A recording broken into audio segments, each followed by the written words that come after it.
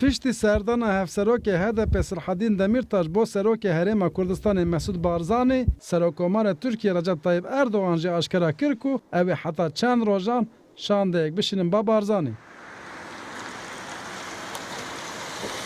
Yek ji endamê Komisyona Aqilmendan a Pêvajoya Çareseriyê Vehab Coşkun jî dibêje ev trafîka şandeyan îşaretên vê yekene ku her du alî jî dixwazin carek hedin pêvajo dest pê bike.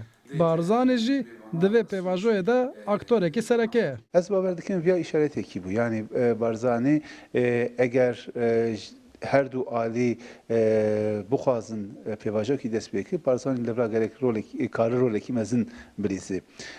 Wexta ez li herêmê mêze dikim ji bo vî karî jî ji Barzanî bêtir aktor jî tuneyî. Yani eger her du alî ser masekî bicivîne, her du alî de ji bo her du alî karibin bipeyivê, via ancak Barzanî karî çê bike. Yek ji aqilmendan Fazil Husnû Erdem jî bal dikişîne ku beriya 15 Tîrmeyê hewla kotedayê di navbera HDP û hikûmetê de hevdîtin hebûne. Lê ev hevdîtin piştî hewla kotedayê qut bûne. Şandeyên ku diçin hewlêrê jî hewlên zindîkirina pêvajoya aştiyê ne. Kürt meselesi noktasında izlediği güvenlikçi politikaların Hükümetê di pirsgirêka Kurda polîtikayên navlekariyê da berxwe. PKK jî polîtika kurkirina şer û pevçûnan. Polîtikayên her du aliyan jî heta dawiyê naçin. Piştî şandeya HDP Serokkomar jî şandeyekî dişine hewlêrî. Ev pêşveçûn başin. Biya min di encama vê trafîka hevdîtinan de dê careke din di navbera aliyan da pêvajoyeke diyalog û müzakereyê dest pê bike. Hem PKK açısından hem de hükümet açısından.